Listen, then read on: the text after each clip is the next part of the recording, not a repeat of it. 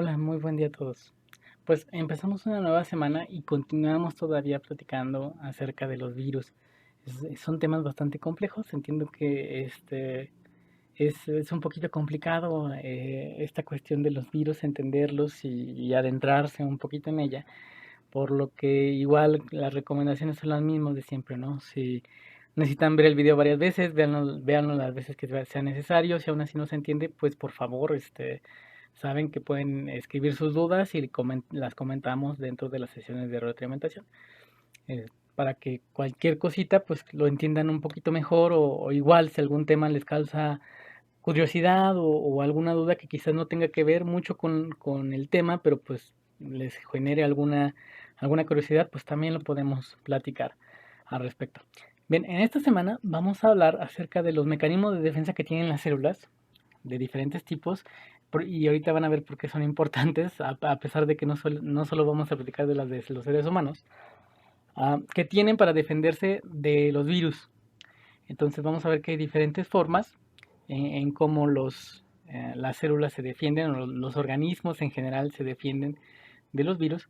También hablar un poquito acerca de los tratamientos, de las diferentes, pues tanto medicinas como terapias que se han generado para el mantener a los virus a raya. Y vamos a hablar de las partículas subvirales, aquellas cosas que no son un virus, pero que han generado muchos problemas en cuanto a su definición. Ya hablaremos de eso un poquito más en su momento cuando hablemos precisamente de todas estas partículas subvirales. Pues bien, hablemos un poquito entonces de los mecanismos de defensa que tienen los diferentes tipos celulares, ¿no? Y como les decía, así como los virus evolucionan, para infectar a sus huéspedes, pues los huéspedes también evolucionan para generar mecanismos de defensa contra los virus. Y nada más para recordarlos, vamos a hablar un poquito acerca de los mecanismos de defensa que tenemos los seres humanos, ¿no? Básicamente tenemos, pues, si recuerdan los temas de respuesta inmune, la respuesta inmune es una sola, ¿no? Pero sin embargo la podemos dividir en varias partes. Vamos a tener tanto respuesta humoral como respuesta celular. Entonces, en la humoral, pues si se acuerdan, los anticuerpos son una gran herramienta para la defensa de virus, ¿no? Sobre todo los anticuerpos neutralizantes. Este concepto va a ser importante en estos temas, así que ténganlo en cuenta, ¿no? Ya lo hemos visto, ¿no? Que los neutralizantes son precisamente aquellos que se unen en la parte exterior, que hace contacto con los receptores de la célula para que el virus entre. Si esas partes están bloqueadas, pues no puede haber infección. Entonces, esos son los anticuerpos que más, podríamos decirlo, ayudan a evitar una infección viral. Y también pues tenemos que estos anticuerpos ayudan a que los fagocitos detecten los inmunocomplejos para poder así absorberlos o fagocitarlos, más bien en la palabra adecuada, y pues eliminarlos, que no haya ningún problema con este tipo de gérmenes, ¿no? Entonces aquí en esta pequeña animación pues vemos cómo am, los anticuerpos neutralizantes se pegan alrededor de los virus y hacen aglutinación, que no permite precisamente que los virus puedan penetrar o a tener un contacto directo con la célula que van a infectar.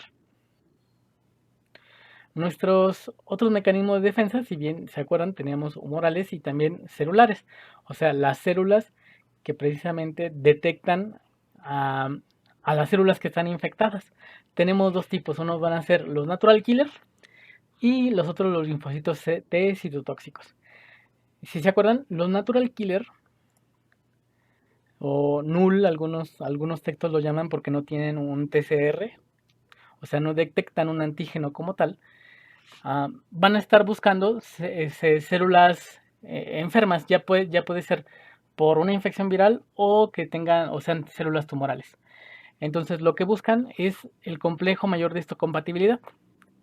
Si existe un número adecuado de complejo mayor de histocompatibilidad del tipo 1, que es precisamente el que detecta el natural killer, no va a mandar los estímulos para la muerte celular. Sin embargo, en una célula que ya sea que esté infectada por un virus o las células tumorales, recuerden, el metabolismo de estas células se desregula. Por lo tanto, la cantidad de, de proteínas del complejo mayor de histocompatibilidad del tipo 1 va a ser deficiente.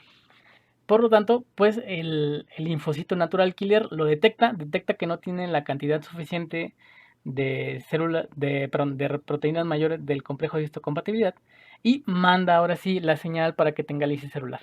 Aquí les pongo un pequeño video acerca de cómo precisamente el natural killer hace que una célula infectada muera, ¿no? Ahí se ve cómo poco a poco se está haciendo apoptosis la célula y el natural killer ahí mandándole las señales de muerte celular. Y las otras células que también generan una respuesta de este tipo, pues van a ser las linfocitos T citotóxicos, los CD8. Pero estos, si se acuerdan, detectan antígenos. Estos sí tienen un receptor específico para antígenos.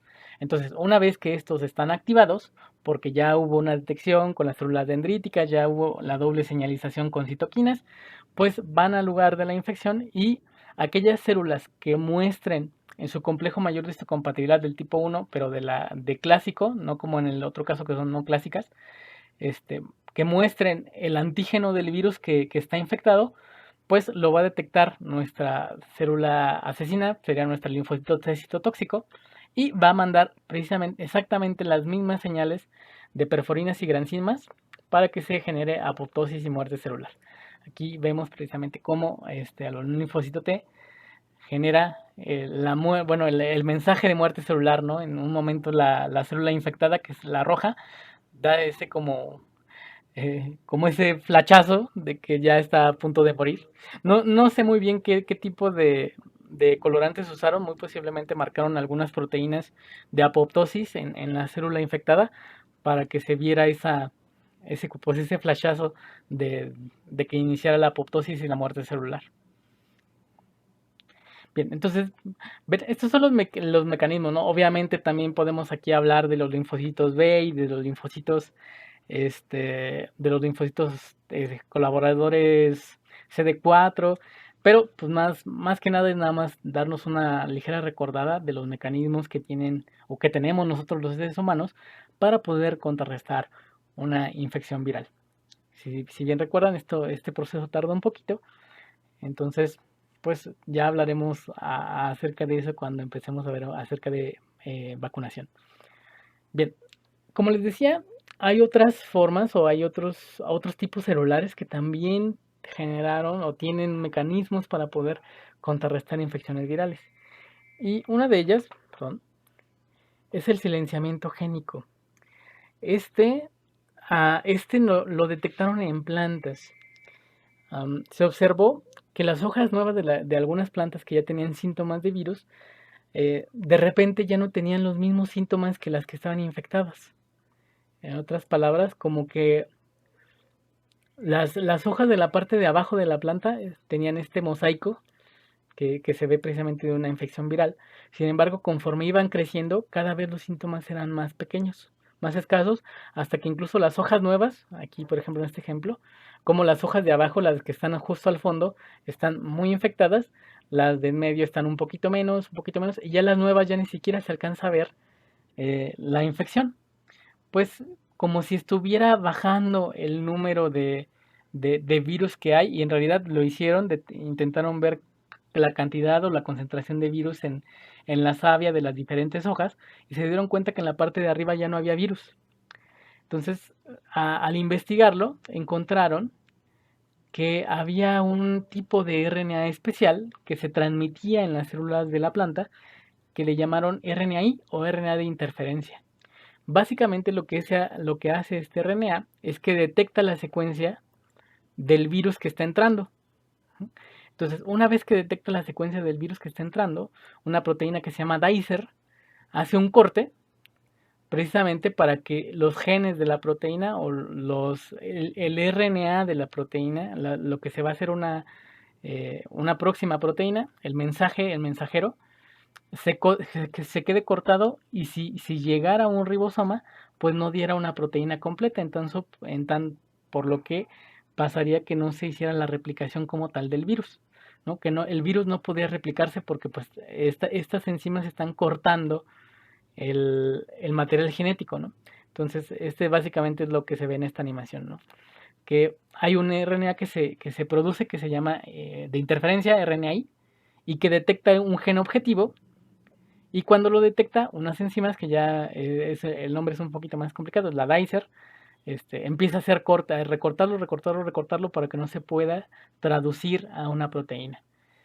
Esto, como les digo, lo detectaron en plantas.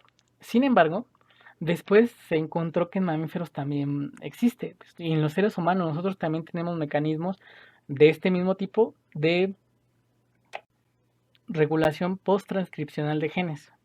Después, transcripcional, pues después de la transcripción, ¿no?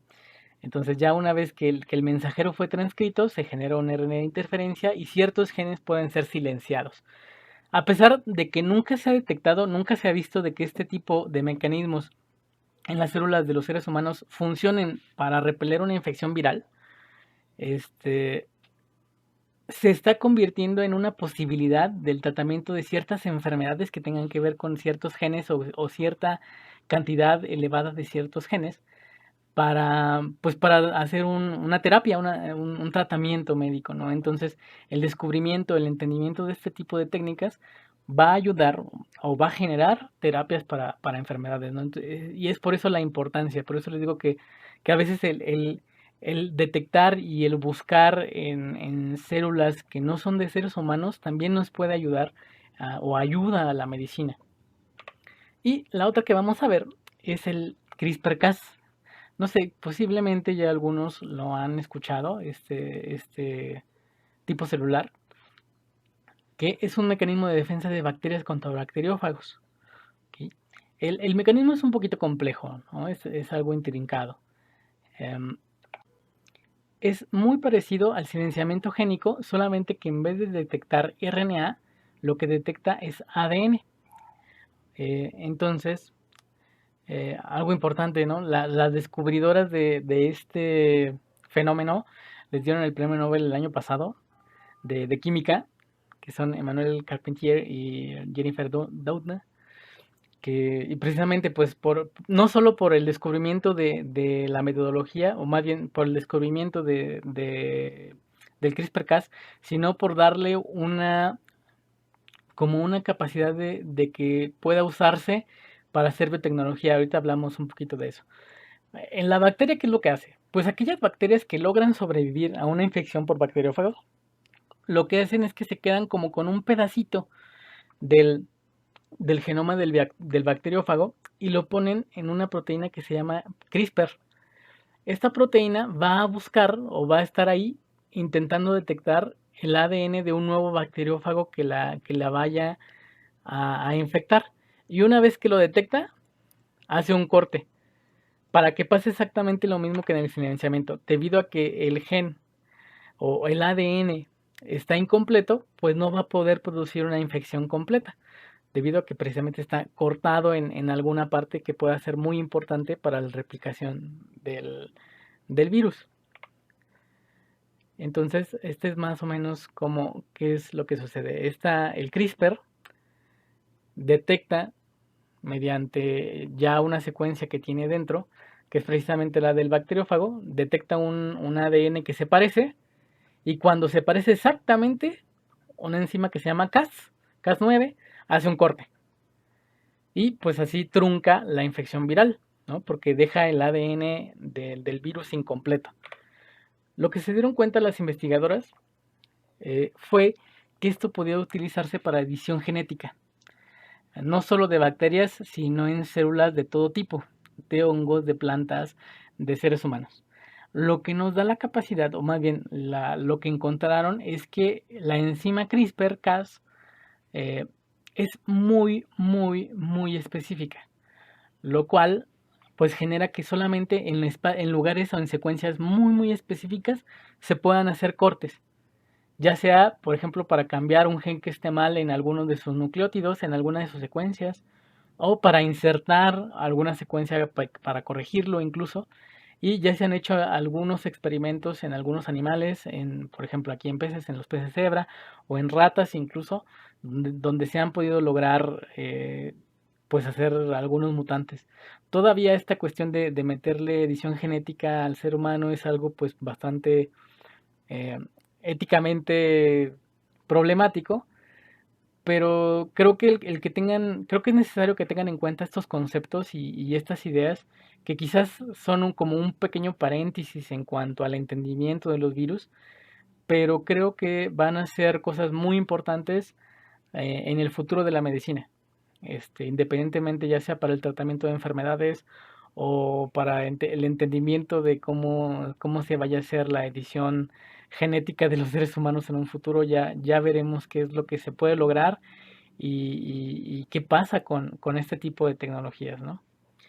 Pero pues por eso creo que es importante el conocer otros mecanismos que tienen otras células para defenderse, porque como ven, nos pueden ser útiles.